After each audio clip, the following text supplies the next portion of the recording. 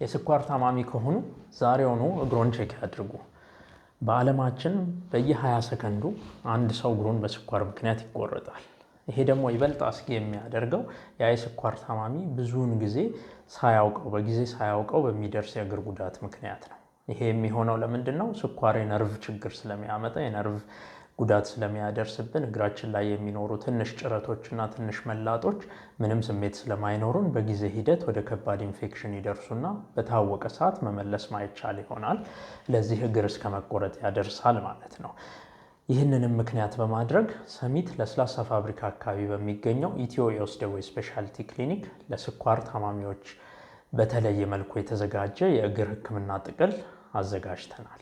ይህም የሚሆነው ከግንቦት 4 እስከ ግንቦት 10 ስለሆነ ከወዲሁ ደውለው ቀጠሮ በመያዝ እንዳይሞላቦት ያድርጉ። ለሚያውቁት ሰው ለወዳጆ ይህን ቪዲዮ ያጋሩ። እናመሰግናለን።